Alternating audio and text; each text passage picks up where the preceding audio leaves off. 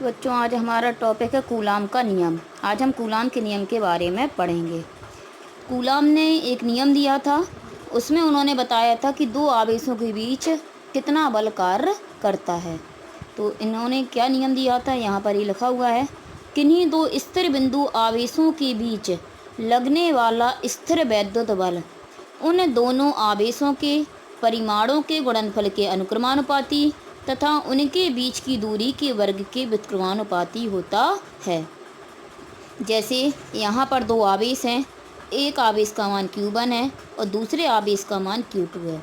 जैसा कि हमें पता है कि आवेश दो प्रकार के होते हैं, धनावेश और ऋणावेश। और यदि सजातीय आवेश होते हैं तो इनके बीच में लगता है बल। सजातीय यदि आवेश हैं तो इनके बीच प्रतिकर्षण बल लगता है, और यदि विजातीय आवेश होते हैं तो विजातीय आवेशों के बीच आकर्षण बल लगता है। सजातीय आवेश मतलब होता है, जैसे अगर कोई सजातीय आवेश है तो सजातीय आवेश का मतलब दोनों आवेश प्लस प्लस में हो या फिर दोनों आवेश माइनस माइनस में हो। और यदि विजातीय आवेश है तो एक आवेश प्लस का होगा और दूसरा आवेश माइनस का होगा। तो यहाँ पर जैसे ये दो आवेश दिए गए हैं, इन आवेश के केवल परिमाण दिए गए हैं। एक आवेश Q1 है, दूसरा आवेश Q2 है। इनकी प्रकृति नहीं दी गई है कि ये प्लस प्लस के आवेश हैं या फिर ये माइनस माइनस के आवेश हैं या एक प्लस का एक माइनस का है। यदि मान लो ये दोनों आवेश प्लस प्लस के होते तो इनके बीच प्रतिकर्षण बल कार्य करता, यानी यहाँ की ओर बल लगता। बल्कि अगर हम दिशा बनाते तो एक बल इस दिशा में लगता और इस पर बल इस दिशा में लगता। यदि दोनों माइनस माइनस के होते तब भी इनके बीच प्रतिकर्षण बल लगता, तो ये इस पर बल इस दिशा में लगता और इस पर बल इस दिशा में। लेकिन यदि एक आवेश प्लस का है और दूसरा आवेश माइनस का है तो फिर इन दोनों आवेशों के बीच आकर्षण बल कार्य करता। तो फिर इनकी जो डायरेक्शन होती वो इस तरह से हम बनाते। तो यहाँ पर हम बल की डायरेक्शन नहीं बना रहे हैं, क्योंकि यहाँ पर हमें आवेश के केवल परिमाण पता है, प्रकृति पता नहीं है। तो इनके बीच आकर्षण बल भी कार्य कर सकता है या प्रतिकर्षण बल भी कार्य कर सकता है। इसलिए कहा गया है किन्हीं दो स्थिर बिंदु आवेशों के बीच लगने वाला स्थिर वैद्युत बल। स्थिर वैद्युत बल का मतलब है कि आकर्षण बल या प्रतिकर्षण बल उन दोनों आवेशों के परिमाण। आवेश के हमें केवल परिमाण लेना है, आवेश की प्रकृति नहीं लेना है। आवेश चाहे प्लस का हो चाहे माइनस का हो, यहाँ केवल हमें आवेश के परिमाण लेना है। तो आवेश के परिमाण, तो दोनों आवेशों के परिमाण अगर लें तो एक आवेश का परिमाण Q1 है, दूसरे आवेश का परिमाण Q2 है। दोनों आवेशों के परिमाणों, तो परिमाण हमने यहाँ पर लिख लिए Q1 और Q2 के गुणनफल, तो दोनों का गुणा हो जाएगा। कि अनुक्रमानुपाती, यदि अनुक्रमानुपाती होता है तो सीधा लिख देते हैं और व्युत्क्रमानुपाती होता है तो उसे 1/n में करके लिखते हैं।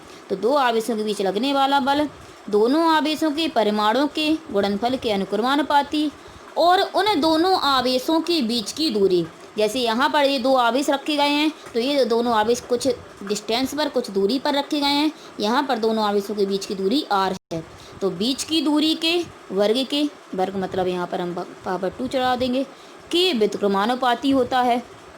तो F प्रोपोर्शनल 1/r²। जब व्युत्क्रमानुपाती होता है तो यहाँ पर अगर हम दोनों को एक साथ लिखें तो दोनों को एक साथ लिखने पर होगा F प्रोपोर्शनल Q1 Q2 बटे r², यानी Q1 Q2। तो दोनों को एक साथ लिखेंगे। हमें पता है जब भी तो वहाँ पर प्रोपोर्शन हटाने पर कोई ना कोई कांस्टेंट आता है। यहाँ प्रोपोर्शन हटाने पर कांस्टेंट आ रहा है 1/4 पाई ε0 k। इसे एक बार और देखेंगे क्या पढ़ते हैं। 1/4 पाई ε0 k Q1 Q2 बटे r²। इस तरह से कूलाम के नियम से बल निकल के आता है कि यदि दो आवेश हैं, कुछ डिस्टेंस पर रखे गए हैं, तो उनके बीच कितना बल लगेगा। तो उसके लिए फॉर्मूला होता है F बराबर 1/4 पाई ε0 के Q1 Q2 बटे r²। Q1 Q2 दोनों आवेशों के बीच लगने वाला बल है और r उन दोनों आवेशों के बीच की दूरी है।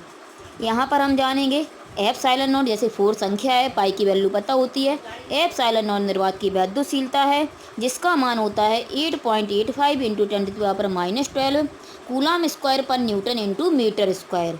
और के जो होता है वो माध्यम का परावैद्युतांक होता है। जैसे जो आवेश हैं वो दोनों आवेश हम कुछ दूरी पर रखते हैं। जब कुछ दूरी पर रखेंगे तो इनके बीच में कोई ना कोई माध्यम होगा। जैसे दोनों आवेश के बीच में वायु हो सकती है, या फिर और भी कोई माध्यम हो सकता है। तो जो भी माध्यम भरा होगा उस माध्यम का परावर्तकांक K होता है। तो बल जो होता है वो माध्यम पर भी निर्भर करता है। तो यदि माध्यम दोनों आवेशों के बीच में कोई नहीं होगा तो उनके बीच में वायु भी हो सकती है, और वायु के लिए K का मान 1 होता है। यदि दोनों आवेशों के बीच में माध्यम वायु है तो उसके लिए K का मान 1 होता है। अगर हम पूरा 1/, K तो माध्यम का परावर्तकांक है, ये तो बदलता रहेगा, जो भी माध्यम होगा उसके लिए K का मान उतना होगा। नहीं होगा कोई माध्यम तो वायु या निर्वात होगी, तो उसके लिए हम 1 रख देंगे।